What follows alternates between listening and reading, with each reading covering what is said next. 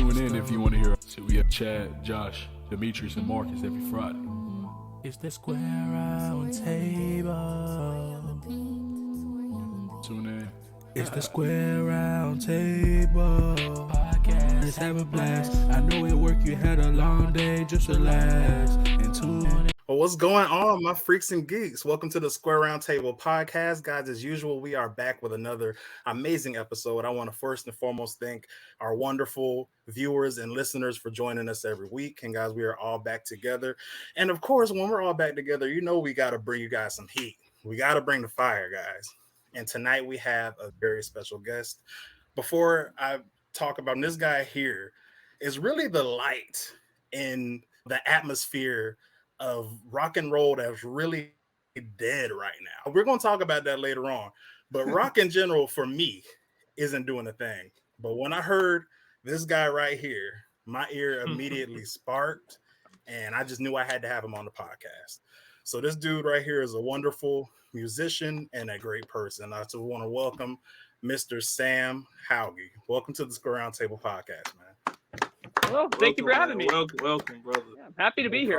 No problem. And like I was saying, dude, we're more than happy to have you for sure, man. But we got to talk about it. We definitely got to talk about it because rock and roll for me right now, I feel like the last. What was that year, man? You went to Warped Tour, Demetrius? That was like 2015. Was it 2014? I was just gonna say, I think that was 15. That was I remember you telling me. 2015. Yeah, 2015. Yeah. I remember I've never you telling been me to about Warped that Tour. shit. Yeah, 2015. That was the. You've never been to Warped Tour. You What? gotta go. You gotta go. You gotta a do musician, it. man. You gotta Man. go. Well, now do they still have it anymore? I don't know. I That's a haven't heard good no question buzz about because it. they've changed so much Okay, stuff since okay. then, especially like after COVID and stuff. A lot of those kind of They've changed a lot. Yeah. Maybe it's like Yeah. more of a live show now. Like you watch it like from your house or something. Yeah, you can Like, watch maybe it's everything more- from home now. Maybe it's like a live thing where like they perform in like a Yeah. desolate, crowdless place. And you Yeah. stream it. I don't know. Which is crazy because I was watching the Essence Festival on Hulu. I know that's off subject, but I just thought about that. It's like you really can't watch stuff from home. No, that's right on. Yep, you really can. It's like that kind of stuff is almost like the end of an era. I don't know how you feel about it, Sam, but I never wanted to be like that old man. You know what I'm saying? That's just like this generation's music sucks. What happened to all the old good stuff? But Back in my day. but the older I get, Back in right, my day. but I feel like You I'm know, turning into that. I just want to. That's exactly how I feel. So I just want to know, Sam, before we jump into your album and all of that good stuff, what are your thoughts just on contemporary music, contemporary rock and roll specifically? Like, how are you feeling about it? It is funny to think that I grew up on the early 2000s pop punk is dad rock now, basically. It's the same as my dad wanting to listen to the 70s station when I was growing up. Now I have friends who are my age group with kids, and we gotta listen to Blink-182. This is my music back in the day. It's weird. I've always appreciated, I think, music from every era. Like growing up, I listened to a lot of 70s rock too. I loved Fleetwood Mac and Petra. Like I would find something to appreciate about everything. To me, I never wanted to put a limitation on anything. I would listen to pop music. My sister had Backstreet Boys albums. I loved those. And I would just listen to everything. My view is music's made to be enjoyed. Why not just dive into everything? Yeah. And to answer the question more, I hope to be like that too. I never want to force my own musical taste on someone to be like, see, this was back when music was good. No, there's something to appreciate about every era. Yeah. Like it's I can just agree with like that. I remember hearing somebody say like that like all the stuff that we like grew up in our like era, whatever like that, it's like classic rock now, and it's just oh no.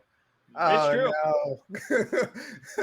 No, Right. Classic rock, it's it's like crazy. Linkin Park and stuff. Yeah, Oh, yeah. I no, was just like, about to say seriously, that. all of that is considered like old classics now. It's trippy, man. But it's cool to see that it This is stood the horrible. test of time. Yes, that's Those the Linkin great Park part. albums. Yeah, for sure. Yeah. Because That's- that's, oh, yeah, the other for thing I sure. wonder too is I'm sure there was a lot of terrible music in the 70s that they don't play anymore. So it's like only the good stuff lasted. Mhm. Yeah. So maybe That's that true. kind of skews our view of it a little bit.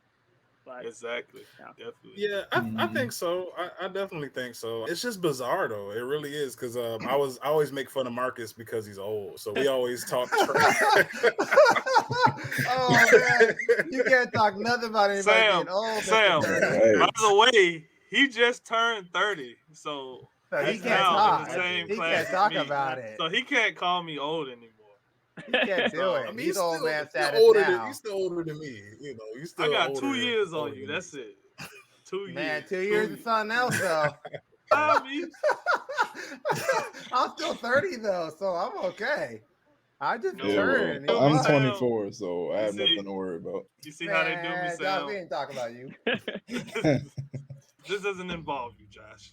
This doesn't- At all. You're still on the playground, okay? But it's funny because I was tripping the other day and I was just talking about music because I think I sent it to you, Chad, and it was like it was Smash Mouth and Blink 182, like that early 2000s, late 90s, like rock scene with Limp Bizkit and Evanescence, and it was just like hardcore. Like it was like that was like when rock was like coming back, and it was like straight guitar, drums, and big concerts and stuff. And MTV still played music videos, so it's just crazy like how that genre took the back burner to a lot of other music. We got people like Sam who try to keep it alive. I was gonna say I think of it in terms of guitar specifically. I felt like after the Guitar Hero games came out, like there was a resurgence during the Guitar Hero days of guitar-driven music, and then all of a sudden it seemed like the sound of the wall of guitars went away for a bit, and that's fine. It in a way it's coming back around. Like someone like Avril Lavigne, when she started, it was pop punk, and then there were no guitars, and then she just put out a guitar-driven record again. Exactly. You know, I guess it comes in cycles. Yeah. No, it definitely does. What are you about to say, dude?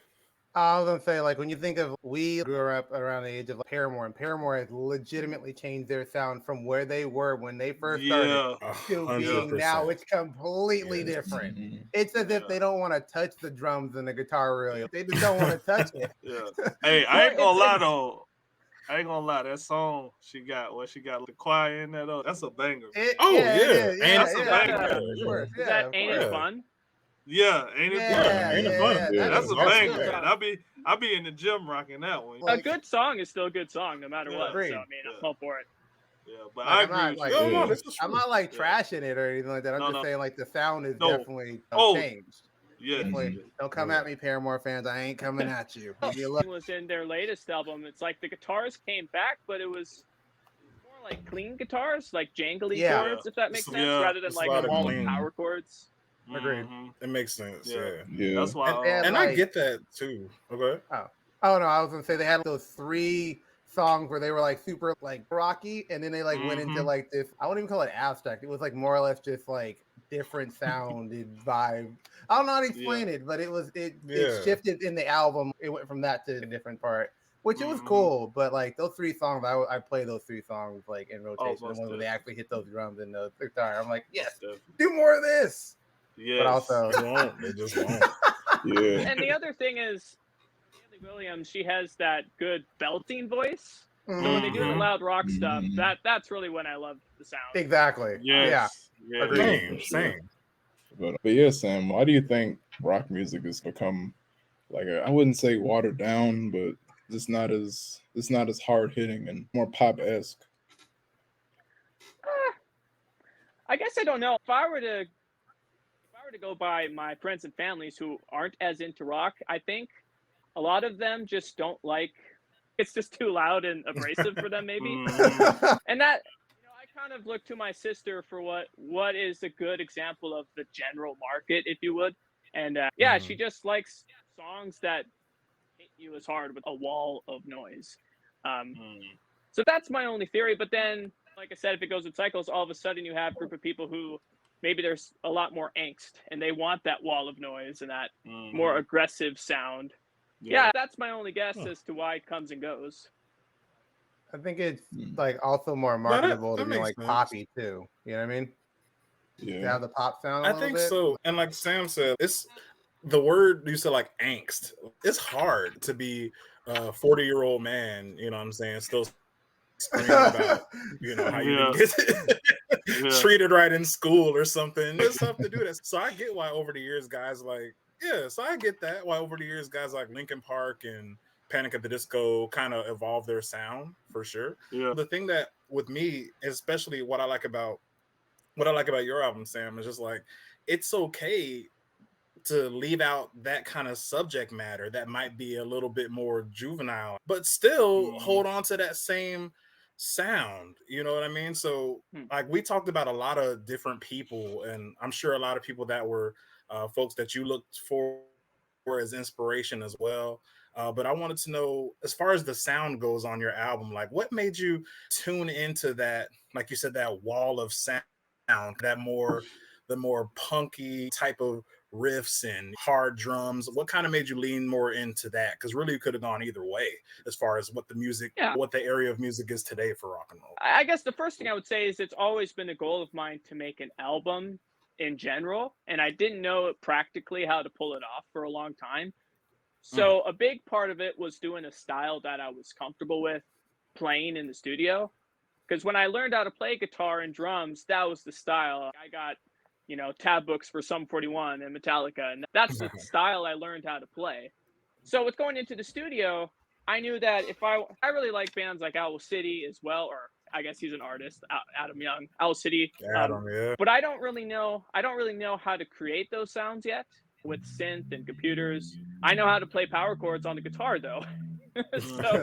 So with going into the studio, that was the natural way to lean, because that was the style I knew. So I could play every instrument, like every part, and I knew I could do it relatively quickly. I think like a synth pop sound would require more time and experimenting, I think.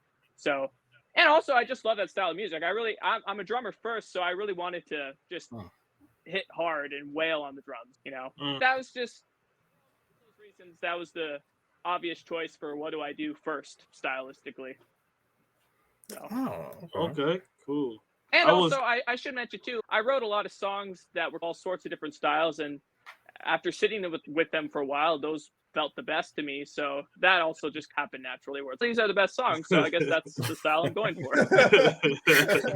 Always, man. Gotta go with what works. No, for sure. Yeah, that's funny you mentioned.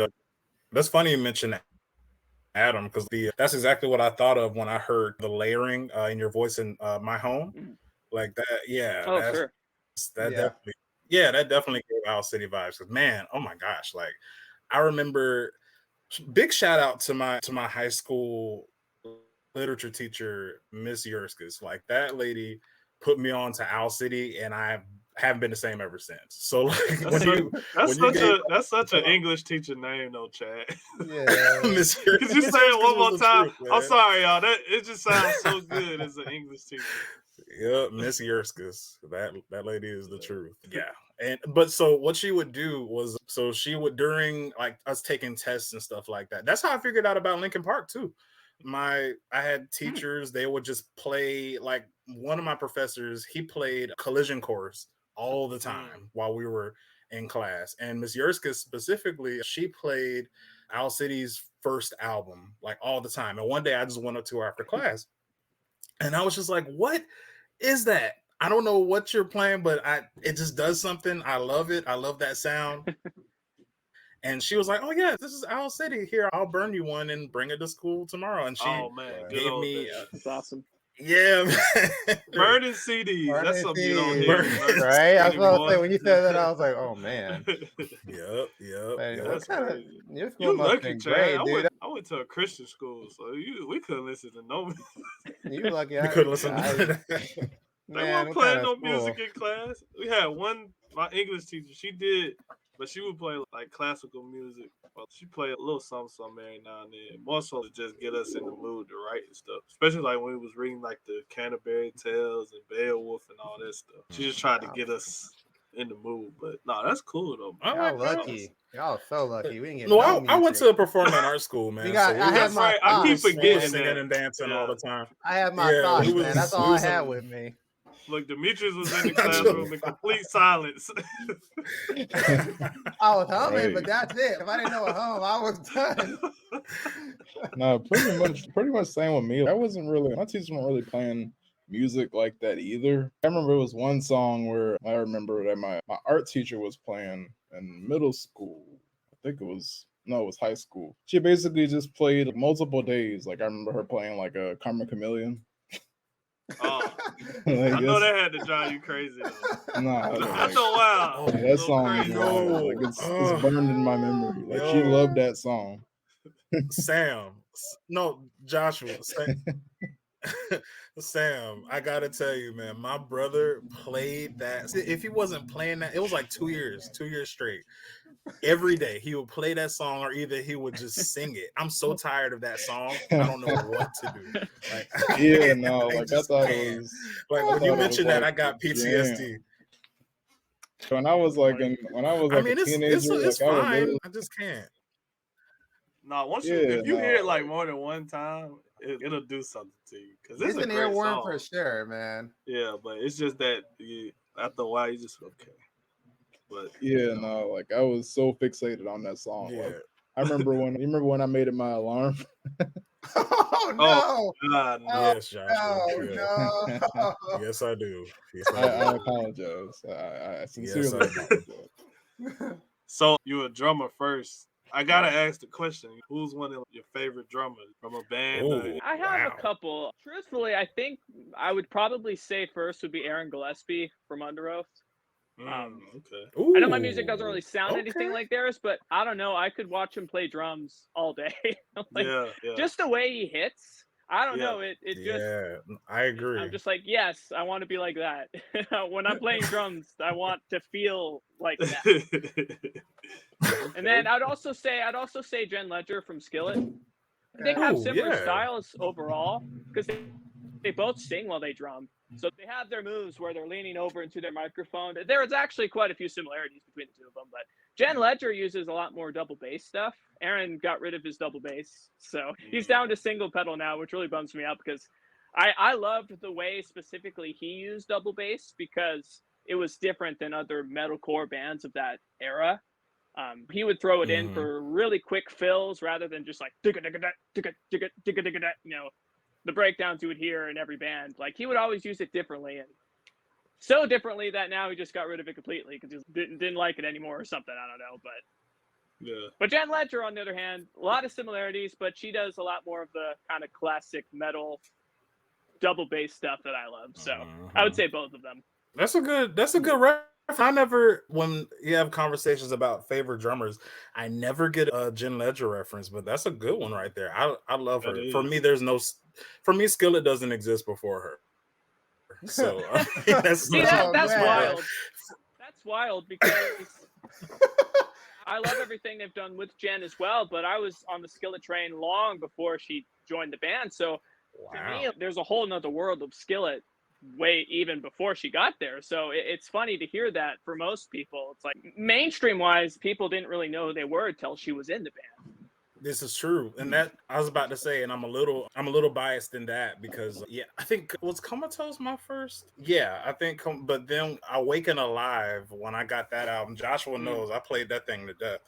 I love, but I did get into Collide. That was like much later though. Yeah, but as you can tell, I'm a huge Skillet fan. So. Collide is really interesting to me because the other girl in the band, Corey, his wife, John Cooper's wife, she did a lot of vocals before Jen was in the band. But on Collide, there were no female vocals, so it was just straight rock, and there was no contrast. So I think that's a really interesting album in their catalog because they're known for the vocals of like girl and guy going back and forth, but on that album, it sticks out because it's just John, just straight rock. It's just loud rock, really. They didn't even have electronics or anything. So that's a really interesting album, in my opinion, for their whole catalog. And when that one came out, it was for sure my favorite when it was released because I was like, okay, now we're just only heavy rock. There's no ballads, basically. They got rid of all electronics. We're just loud rock now. And funny enough, it's now the reason it's the reason it's not my favorite album of theirs now. But at the time it came out, I was like, that's all I wanted was just the loud rock, nothing else. So definitely there. Oh, you good? What were you about to say? When Comatose came out, there was a lot of different dynamics where they added lots of strings, a lot more ballads, female vocals again. that kind of became the sound they were more known for. But at the time, I was like, yes, loud rock. This is perfect. So, and actually, you know what's interesting No, too? I think we were all there. No, you're good. Yeah, I think it's a lag. I think. Not from what I see, but there might be a lag. I think it's on. I think it's on my end. I think it's a lag on my end. But go ahead, Sam. What were you about to say? You good, man? I could talk about Skillet all day, but they had another female drummer before Jen, which was Lori Peters. So I remember thinking, like, at the time, oh, they're that band with the awesome girl drummer, even before Jen's. Yeah, it's just Skillet's a really interesting band. They managed to do it twice. No, they're the truth. They're definitely the truth. I love me some Skillet for sure. Like, I think my favorite go-to song from Skillet, I think the song that, because like I said, I did listen to Comatose and I really like that, but the song that had me addicted to that band was Hero. Like, Hero, I love it. Yeah, it's a good one. But oh yeah, for sure. With that being said, for you too, Sam, and for everybody else, as far as your gateway band that really got you into heavy rock and roll, what would that have been for you guys? Me, it was Linkin Park, but I just want to know, like, for you guys. Second that. No, it was that and the time between that and Paramore. I heard Riot from Paramore, and I was sold. My friend played it. And Okay. I was like, look at this. Then I immediately went home and got on my LimeWire and downloaded everything I could find from Paramore. That's another old term for you youngins out there, LimeWire. Yeah, that's how we used to get our music. I had I think it was called an iRiver or something like that. It was like them. Yeah, I found it on a bus, and I like immediately just downloaded all the songs I could think of on it. It had like at least 3,000 or 4,000 songs on it. I was just into that. Paramore was so good. What's mine? I'm gonna show my age a little bit. Let's do it. You do all the time, so it's fine. You know what? Don't forget, we live around the corner from each other. Okay, remember that. I know where you live, man. Yeah, I'm safe to say those jokes. You can't come to me. Exactly, Dmitri. You're right. He's in a whole other state. I'm gonna chill out. I can walk to your house. I'm gonna chill out. But no, for me, it was definitely Red Hot Chili Peppers. I knew it all day. Because for one, I'm an early '90s baby. As I was growing up, like I said, MTV still played music videos, so they have MTV, and VH1 would play a lot of the classic rock songs. So that's how I got like into like older rock. But as a group, and when I was young, I didn't even know they had been around this young. But it was, what was the song? Californication. And I remember the video on MTV, and I used to freaking love that video. And that was my song. And then after that, it was like Blink-182, Green Day. Man, I could go on and on for like my 90s, early 2000s. But Red Hot Chili Peppers definitely was mine. And I still love them. Like, their last album that they made, like, they still sound good. And they still keep that rock. Like, the guitars and all their songs. Like, me and Chad was talking about it one time.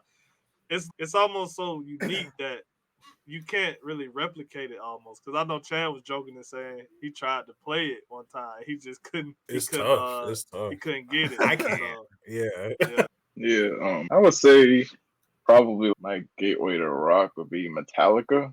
Okay, Josh. All right. Set the stage. Let me sit back like this.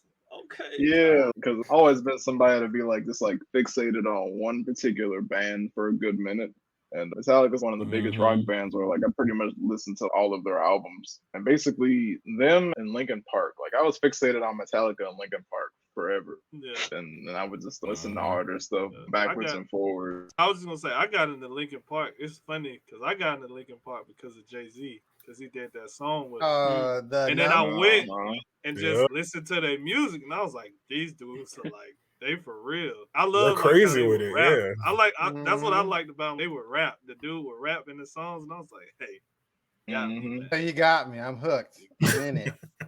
I was gonna say that was something else that was cool about the early 2000s era, which was there was a cool combination of rock and rap, which I guess there was still some of that, but you had Linkin Park and Thousand Foot Crutch and there was a lot of cool bands that were combining the two. And actually even Sum 41, they had a couple of rap songs or songs with rap in it. That didn't really become their overall style, but it was still part of it at the time.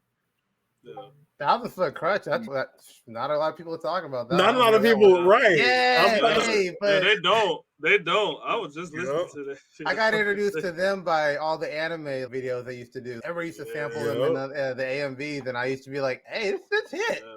Yeah. I legit was just listening to them. That's crazy.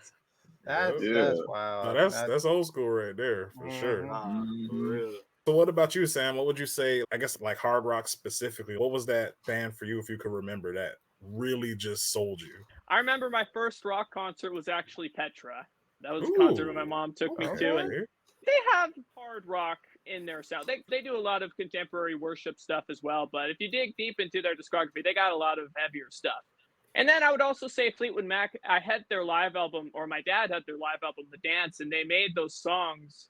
Heavy is probably not the right word, but it was a little more aggressive and loud on like those versions of the song. So that was definitely a gateway to me, like wanting to pursue that a bit.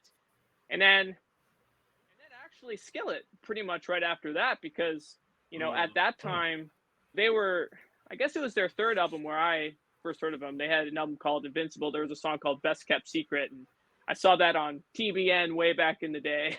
and I was like, I want this. And then not too long after that, it was like Blink-182 and Sum 41. My cousin had those albums. Then I started going from like just hard rock to the pop punk.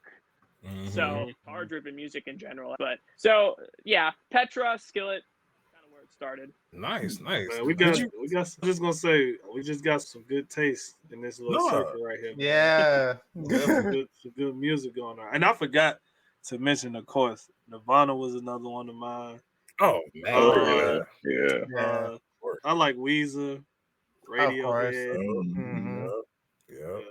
Like those. And then of course, like you said, Sam, like later on when it was like the Blink, it was like Fall Out Boy, Panic at the Disco, Plain White Tees, and Paramore, all them got all them. And I will say this too, even though I don't know if she might be coming back, because I know for a while they switched lead singers, but one band that has never like given up on that heavy sound that they started off with is Flyleaf. I knew you were going to say it. I knew you were going to say it. I literally knew that. That's very true. That's Flyleaf is goated. That's very true. That's very true. What's interesting about Flyleaf is I think it was their third album, New Horizons. I love that album, but I feel like no one ever talks about that one. They don't. I don't understand that. I love it. Yeah, it's great. Oh man. Like Great Love, Stand, like all of those songs are so amazing. And this is later on in their career, like right before Lacey left the band or whatever. I don't know. And that might be why it got forgotten, because it was with that news coming out, it was like, oh, here's our last album and now Lacey's gone. So now we're moving on. I guess so, but it's an album nobody ever talks about to me, which is odd because it's a banger for sure. Another band like that, Breaking Benjamin, guys that never gave up on that. And once again, like some of their newer albums, I can't remember. Gosh, the album before Ember, it wasn't really talked about as much. Oh, is it Dark Before Dawn? Dark Before Dawn. I love that album so much. It is fire, but I think one of my top 5 favorite rock albums of all time has to be Dear Agony. That's such a masterpiece. Yeah, that is a masterpiece. Oh yeah, for sure. Anthem of the Angels. But speaking of albums though, Sam, I want to dive into yours. I know your album is Out of Isolation. I just want to talk about the inception of that. Like I'm talking about everything from the name to, because it seems like your album, like you said, all of the songs, they follow a path. It's like a journey. It doesn't seem like a bunch of random genres or random sounds thrown together. They all seem to fit in a cohesive project. So I wanted you to talk about your process behind all of that good stuff, dealing with Out of Isolation. Yeah, it's hard to pinpoint because there are many years in between when certain songs were written. I Know You'll Be Fine. The first version of that song I wrote probably 10 years ago. And I actually didn't think it would go on the album because it was just this acoustic song that I thought was not throwaway, but it was just, it's this acoustic song I did. But I ended up changing some of the sections and this would fit on this album too. So to be honest, happy coincidence that it ended up being as cohesive as it is. So I'm glad you feel that way. Because again, it was just a matter of I wrote songs for years. These were the ones I liked the best. And yeah, I guess I probably chose off of They Feel Good Together. That was probably an element of it too. But yeah, so like the title, I thought for the longest time it would be just self-titled. So the title actually came a lot later when a few people pointed out you should probably just have an album title because it's confusing when you're trying to talk about an album and it's like, Sam Hauge by Sam Hauge. And that's why I've said before, like most self-titled albums, they don't call it self-titled. You could think like the Black Album by Metallica. No one calls it just Metallica because that would be confusing. So that's why I was like, okay, it should probably have a title. But yeah, the title came just because I thought the idea that connected all the songs was that these were kind of songs that I wrote just in a room by myself in isolation to be on the nose. That was the idea. This is what I made when I shut myself out from the rest of the world and just went into a room by myself and made this music. It was just a reference to, okay, now I'm letting people hear it. That's where the title came from. But yeah, lyrically, a lot of songs about just relational conflict would be the main theme.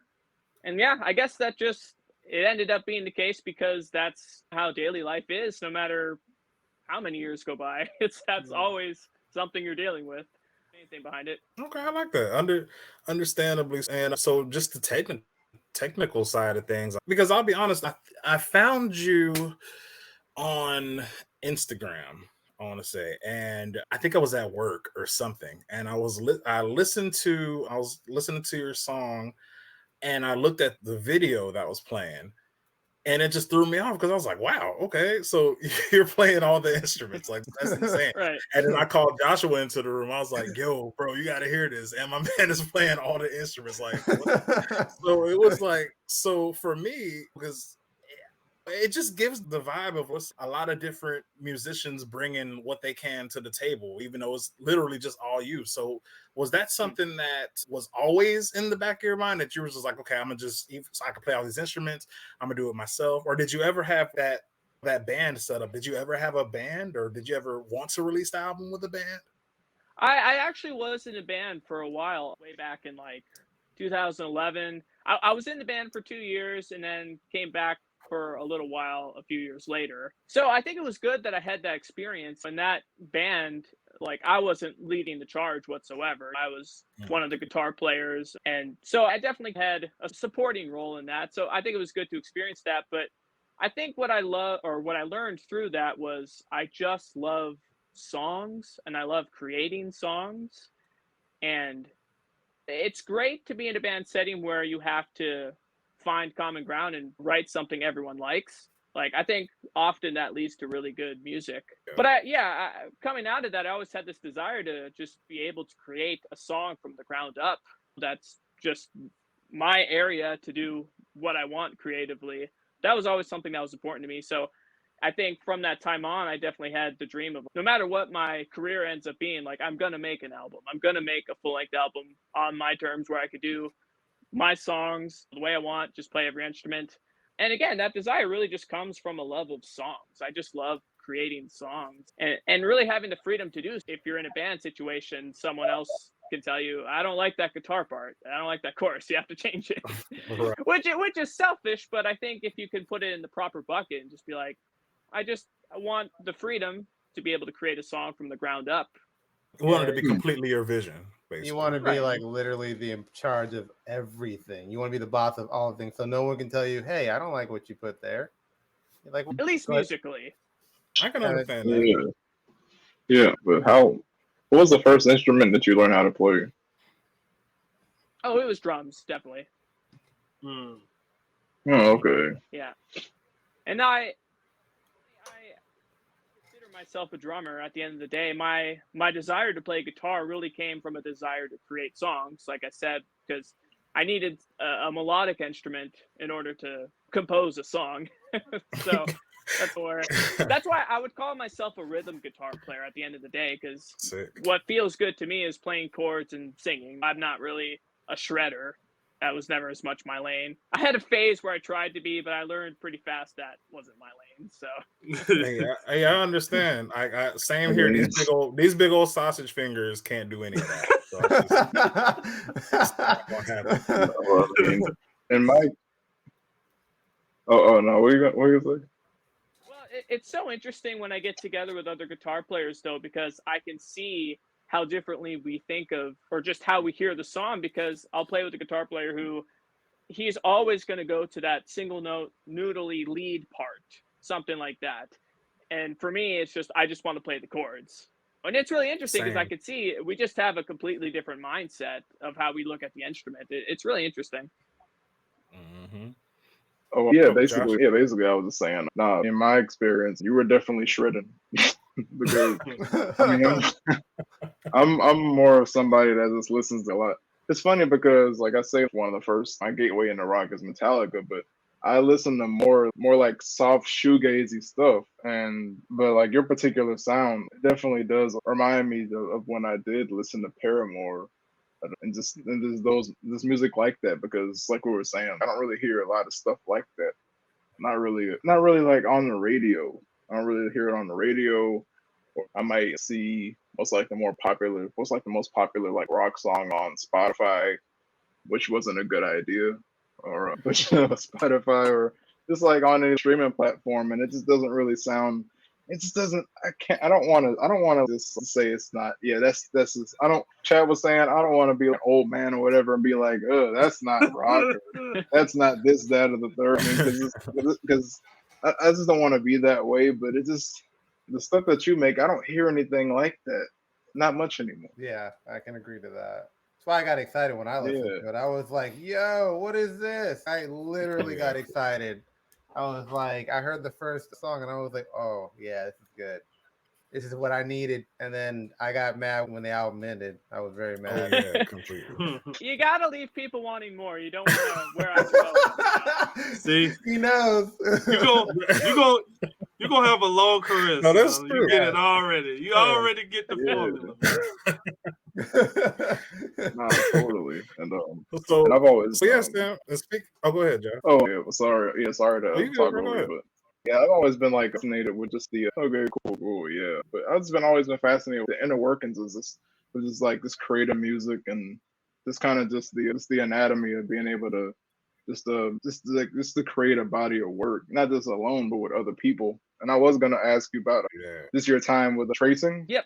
Yeah. Yeah, I was gonna ask you to elaborate more into just navigating through other people's creative differences and being able to make a body of work that you yourself is satisfied with, and also just kind of more on what made you want to leave that type of situation to become a solo artist. The thing that's interesting about that time is I was involved in creating the songs because when I first joined, we had a collection of songs that we hadn't recorded yet, but were basically mapped out and written. So help with writing anything, but I did record the guitars for that first EP. So I mostly just added my flavor to how I played the riffs rather than rewriting anything. And then there was a second EP that was done, and I wasn't present for because they made that after I'd left the band. But then once they recorded it, they realized they needed another guitar player to pull the songs off live. So after they recorded it, then I rejoined again for a while. And that EP, the first EP is not on Spotify, but the second EP that I'm actually not involved in is on Spotify. And I recommend people go listen to it because it is really good. It's a shame that no one really knows about it. And I don't feel bad saying that because I'm not actually on it, but it's good. It's more in the metalcore world. There's a lot more screaming. It's a lot heavier than any of my stuff. But yeah, I think I realized I didn't want to be in the screaming world, if that makes sense. Because even though my music is actually a similar style, once you start screaming, that does put you in a specific category, and you usually end up with certain kinds of live, I guess, what would you call it? Like once you add screaming to your music, you're in a specific lane and you're playing with a certain kind of band. Most of the bands we played with all screamed all the time.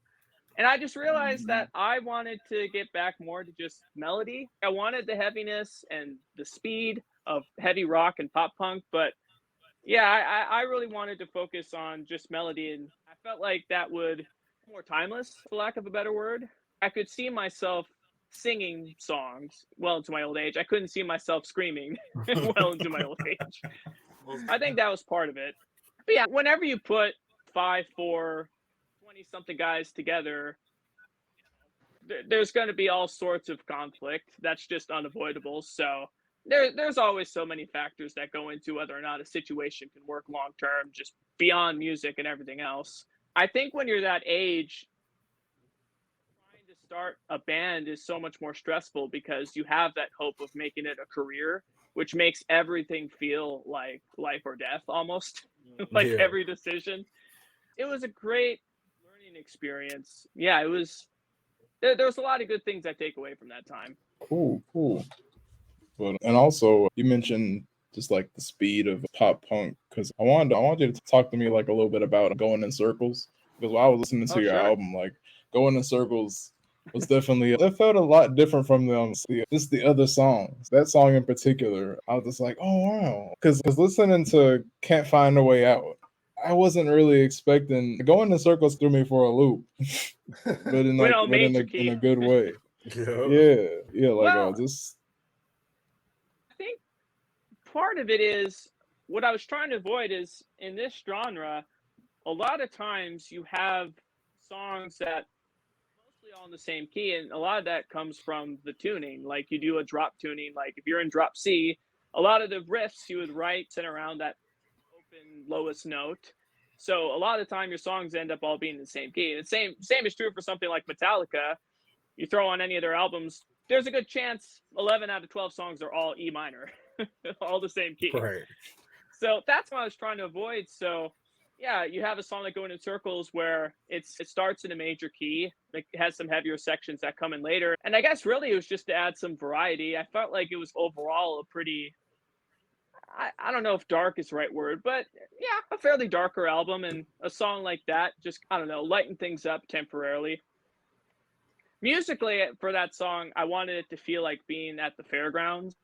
You know, I loved going on rides that spun around. So that's where the concept of Going in Circles came from. Was I want to write a song that feels like you're on the fairground. And yeah, so that's how that came about. it definitely did. Like it definitely did. I actually felt like that. Like he actually did a really good job of conveying that because like you were saying, it's like it's a really fast paced song, and it just makes you feel like it's just funny. It's really funny how just songs that are just it might be like I don't know if it could be called like a key faster or whatever. Just because I was listening to the song and I was just like just working or whatever, and I was like moving slightly faster. It was bizarre. Just like just basic stuff like that, where how a song could just you just match the song. Yeah, if that makes sense. Matching like tempo, like Yeah, that's the word I was looking for. You match the tempo of the song. It's interesting. Yeah, and I think part of that too is maybe because I always write lyrics last. So a lot of the time I write the lyric about how I feel the song sounds. So again, a song like that, this reminds me of the fairgrounds. So what could I write about circles? No, I like Yeah. that. I was just about to ask you that. What was your writing process if you were like a lyric person first or a melody person first? So that's interesting. Yeah, it's always lyrics last for me. Yeah, I've always been a little jealous of songwriters who are just like poets. Like they just write lyrics and words, and they can just write so many words. I write the words last because it's the hardest for me. Like drums, guitars, I feel like that comes naturally to me in a way, like rhythm in general. But I have to really ponder and think about the actual words. It doesn't come easy for me. So that's always last. The music's always first. Oh, that's pretty cool. So you're like you said, you literally like you have I guess the general idea of what you're talking about, but you're writing to the music. And I can actually hear that. Yeah. I really can. No, so I definitely like that.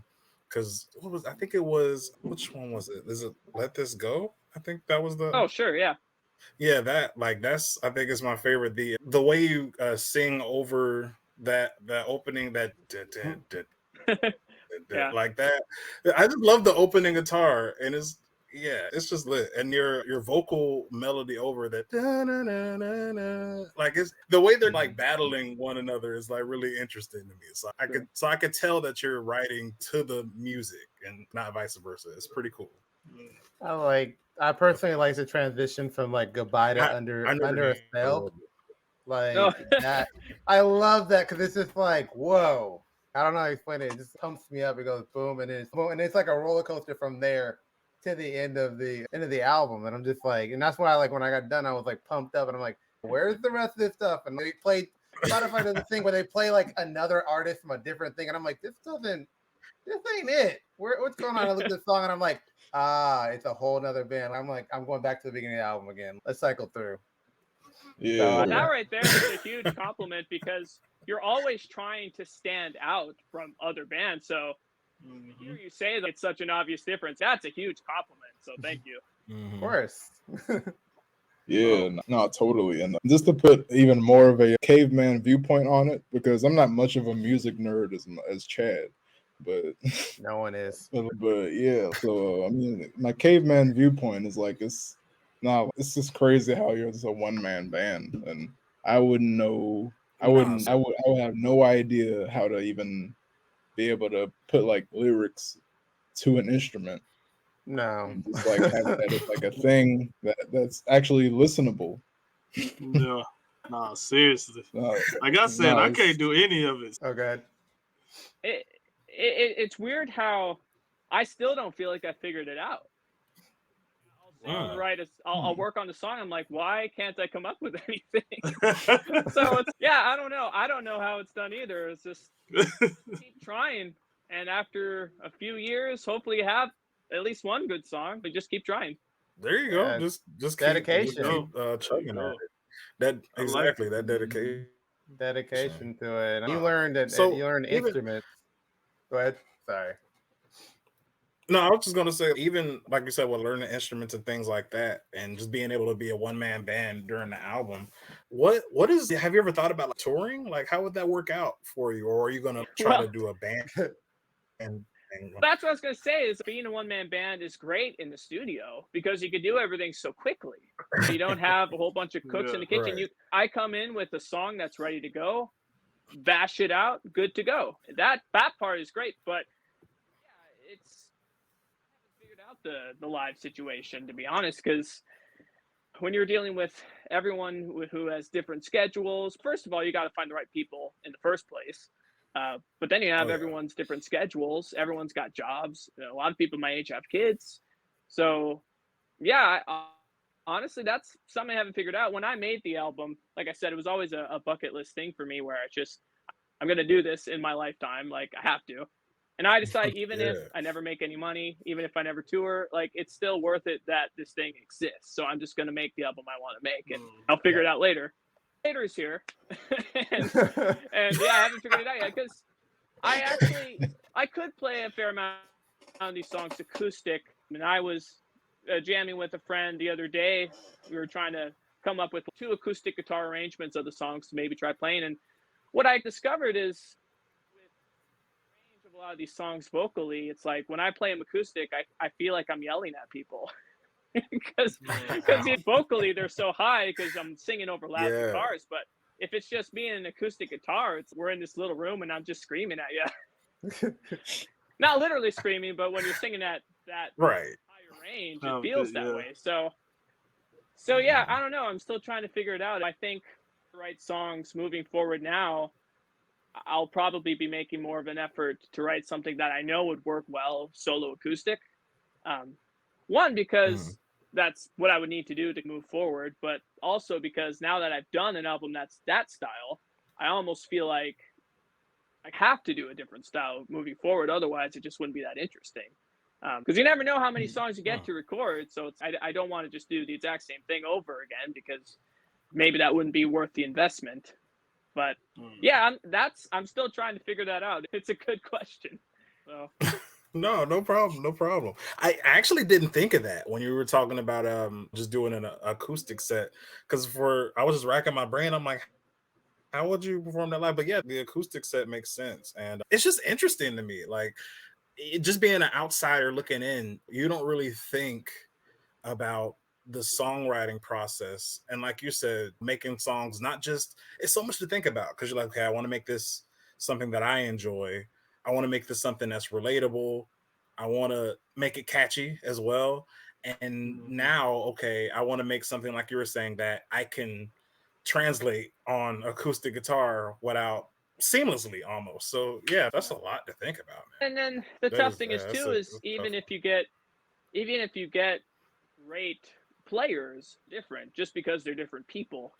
So yeah, it's just tough to find the right mix to make it sound good. And yeah, like I said, I'm still trying to figure it out. I think, to be honest, this might be slightly disappointing to people, but I think I'm going to focus more on just creating more recorded music because it's a lot more practical. Honestly, touring means taking time off work and trying to find out the people, and you're spending a lot of money on just other things. Where if you're just True. recording songs, all your funds are going into just the song, and then the song can last forever. True. Yeah. So that's where I'm at the moment, but we'll see. I have no idea. When I made the album, I only knew as far as recording process, and I was like, we'll see what happens. No, that's really cool. I'm glad, like you said, it was like a bucket list album. So number one, just right out the gate, man. Me and the guys talk about it all the time. We talk about it even with the podcast. When you have an idea for something, having that idea, then actually putting that idea into motion and making it something tangible, that's a big deal, man. So I got to take my hat off for just making the album, period. Big ups. Well, thank you. Big ups, man. Yeah. Congratulations. Even if it sounded like just static, the fact that you made something, Nah, for real.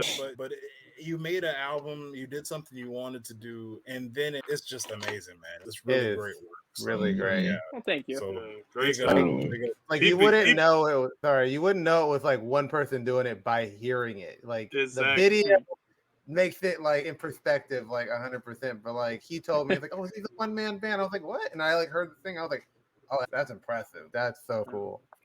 Yeah. Seriously. Again, thank you. It's really exciting.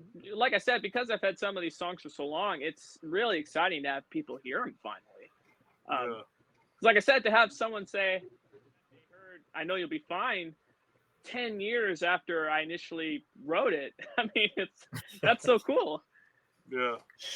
That's awesome. And how does it so how do you feel about that, man? I know you got your songs, they're out here, but I see your Instagram page, 'cause that's how I found you too, and I see all the love you're getting, man. I know it's got to be like just in the fact that you put it out and you didn't really just wanted to do it for you. How does it feel getting all that reciprocation from the album and people telling you they love it? How does that make you feel, man? It is very encouraging just to know it's being heard. It would have been worth the work even if no one really cared, just because it was something I wanted to accomplish. But it's really encouraging that it's connecting with people. But the thing that's interesting too is I realized very quickly that not all sites are the same for whatever reason. Facebook didn't really do much for me in the sense of not much activity on Facebook, neither on TikTok. Just a little bit more on YouTube. For whatever reason, Instagram was the one where people actually seemed to notice. And I was like, okay, at least this is working. But yeah, it is encouraging for sure. Because there's just, it's a weird time because in the early 2000s, I couldn't have done this. You wouldn't get an album out unless you had a major label you're working with or something. Like, it's cool that nowadays I can just decide I'm going to go record a song and then use a distribution site like CD Baby to just put it on Spotify, and there it is. Yep. That's cool, but it also creates so much noise to cut through, like to get heard. When everyone can put music out, there's just that much more competition. So just the fact that anyone cares, it's super encouraging.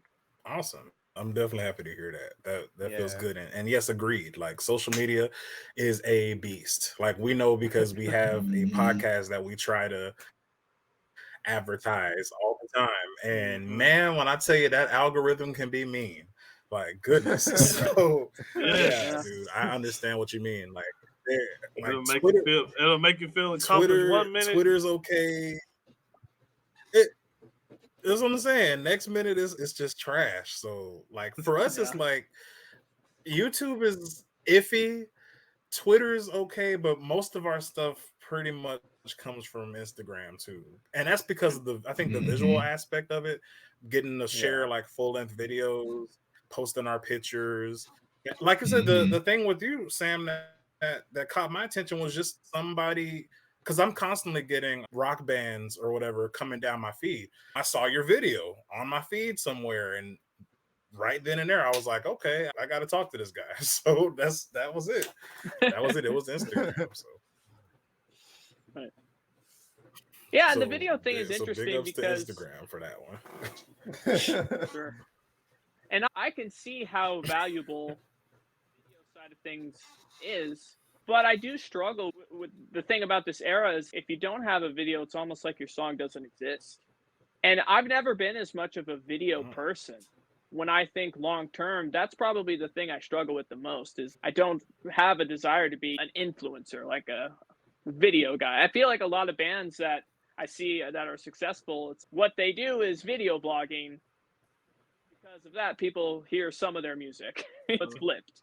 I can't really see myself ever being like that. So yeah, that's another thing, like long term, what would that look like? Back in the day, if I had 41 CD, okay, so you had 2 or 3 songs that had music videos on MTV, but for the most part, none of those songs on the album had videos. You just grabbed the CD and listened to them. So that was always my experience with music. I just never was into the visual side as much. So yeah, I don't know what that looks like. And it's undeniable too that when I look at my own streams, even the songs that have videos are listened to way more than the rest of the album. Like it's no contest. So I see how important it is. Yeah. So yeah, I don't know what that looks like because yeah, at some point I'll have to do something other than here's me playing all the instruments, you know. I've been a fan.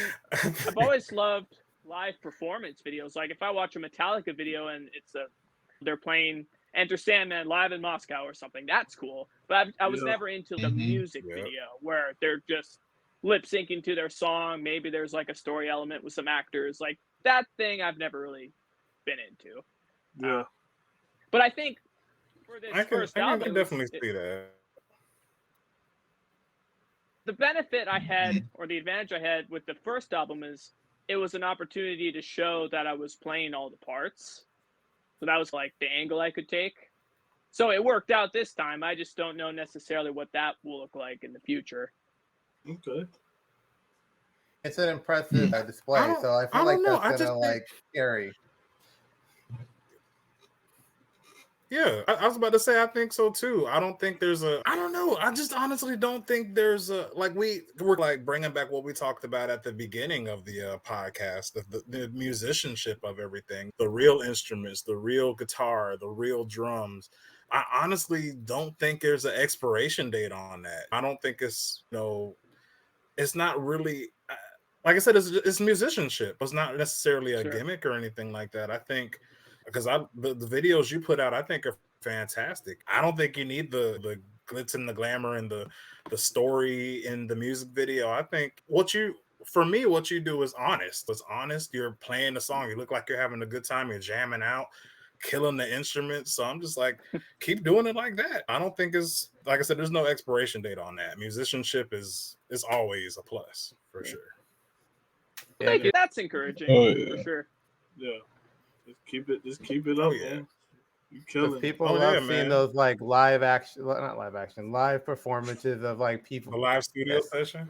Yeah, they love seeing people playing and slamming on the drums and the guitar and stuff like that. So I feel like that's never gonna go away because people are just like interested in the behind the scenes kind of aspect of like how you made the dish. And my hope is always that song is what will stand out. Ultimately, the video component is to catch your eye, but it's the song that I want to actually grab people. Exactly. Yeah. Like I said, you could be doing a video and then the song sounds like static. It's just like I was just about to say that. Very, very beautiful video, but like the song itself, you're like, oh, I just like the visuals. The song, I almost mute it, but like that's how it would be. But like with your stuff, it's like the song is like the hook, the thing that gets you there. because you're like, first of all, you're playing all these things together, but secondly, you're like, it sounds great. You're like, It just geez. sounds good. Yeah. Mhm. Yeah. There's so many things that could have went wrong with a one-man band, but you take it and you do it so well. So people were just gonna be impressed with that feat. Yeah. Totally, yeah. And I kind of I basically think the same way about music videos, because there's definitely have been some artists I listen to where they like hype up the video, but the song is just garbage. yeah, it's just awful. And I've seen some artists like put out a video, and I watched the video just to see what it is. And the song actually isn't in the video. They might play one part of the song, and then it's just a video. They have It's this like mess a in the whole video. cinematic thing. Yeah. The concept it's- video or something like that, album concept Yeah. video. False Mhm. advertisement. That's what I call it. Yeah.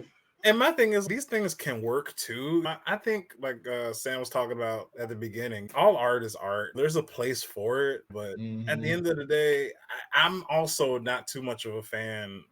The only I would say one of the only examples of that, I think the music video Metallica's One, that thing was crazy. I love Yeah. that. Yeah. Other than stuff like that, I'm not a fan of you stopping the song to have this to have this music video narrative, and then you bring it back. No, just play the music. Like I said, Sam, Yeah. all Or you gotta do, like- man, is play the music. You're good. You're good. You on the right track, Sam. You killing it. Yeah. Yeah, you are. Well, thank you. 100%. Yeah, totally. We So- definitely look forward to more. Exactly. no, I agree. For sure.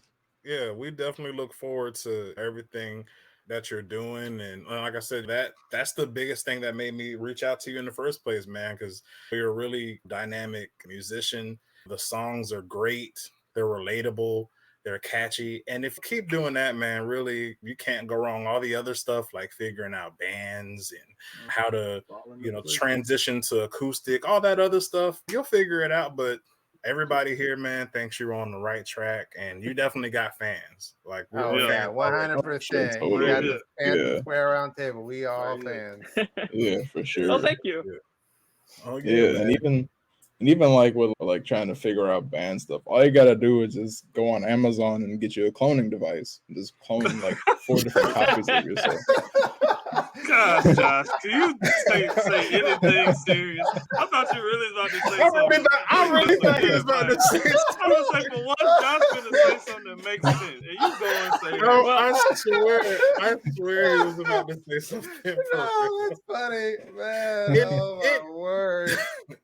Anyway, so with that being said, Sam, it was a pleasure having you on the Yes. show, man. We Totally. really appreciate you, man. Thank you so much. I know you got a busy schedule like everybody else, but on a Friday night to chill with a bunch of nerds, man, we really appreciate that. So thank you so much, yeah, man. Thank you, man.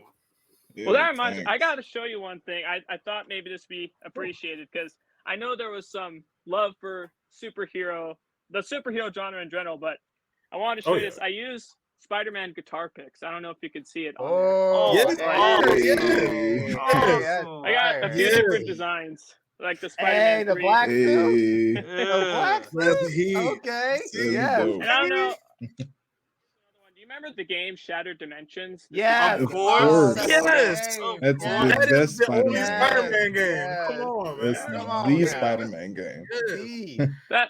That is I'm the always only looking for one. an excuse to talk about Spider-Man, by the way. I didn't manage to do it until now, but Oh man, well look, Anyone who knows, we maybe. gotta have you back, man. Yeah, we gotta have you Oh, back yeah. now, Talk. man. You Yeah. gotta talk it You up. gotta come Spider-Man back and related, talk. I'm in. Yeah. Oh, yeah. Yeah, Now you that- gotta come now back. that You we gotta, know- you gotta have.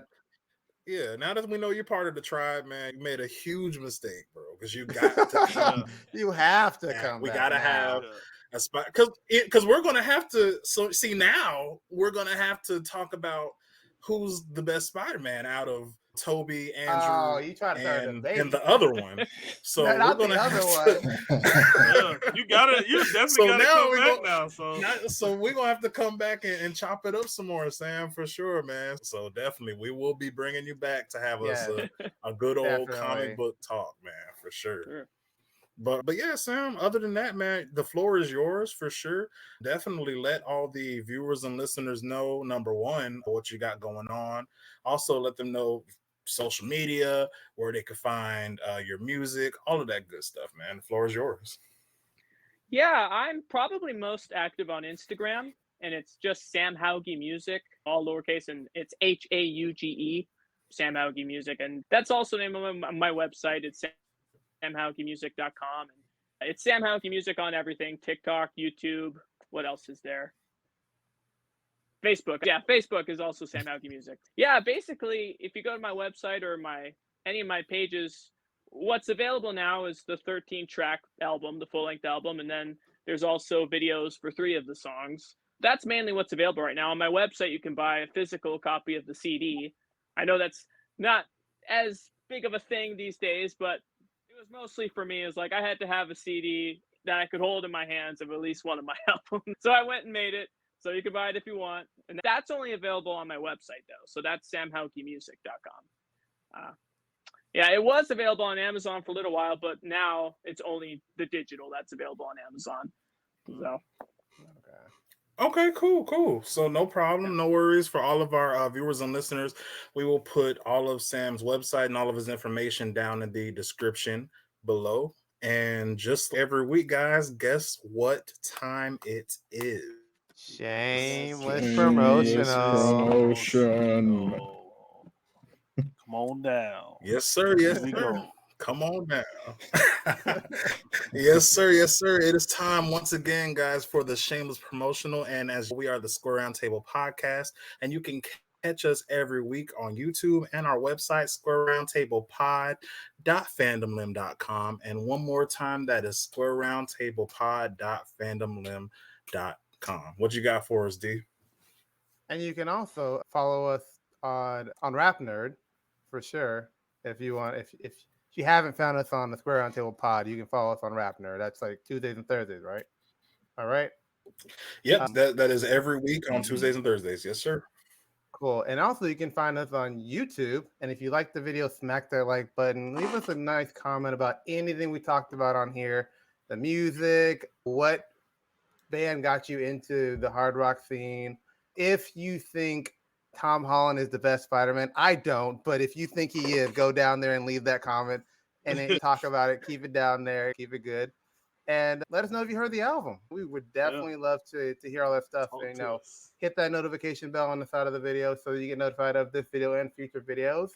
And follow us on our social media, so Instagram, Twitter, and that pesky Facebook group, and eventually TikTok. We're still figuring out the metric for that. TikTok's a weird animal. Okay, it's a very weird animal. Yeah. And with that, I said my piece. Yeah, all right. Also, go check out our last couple of videos if y'all looking for some good reviews on the Flash, check them out. Transformers, and soon Into the Spider-Verse, Across the Spider-Verse, Across the Spider-Verse will be out, and then hopefully soon Ninja Turtles.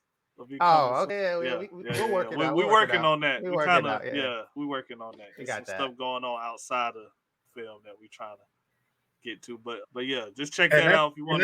And that's our Summer of the Nerd series, right? Yeah, Summer of the Nerd. Yes, sir. Yes, sir.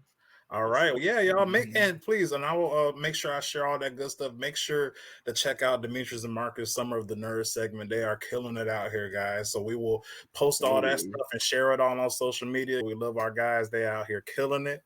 And as always, y'all, I would love everybody, including our wonderful guests for the evening, to introduce themselves before we head out. And I am your host, Chad Singleton. Dmitri. I am Josh Singleton. # yes, # no. I'm Marcus. No, and I'm Sam Hauge. All right, guys. And hey, man, Sam Hauge, go get Out of Isolation. It is an amazing album. Go get it now. Right now. Buy it now. Buy it in mass. That's the ending message. Buy the album, Out of Isolation. And yes, guys, we have been the Square Round Table. We are out. Peace. Peace. Love y'all.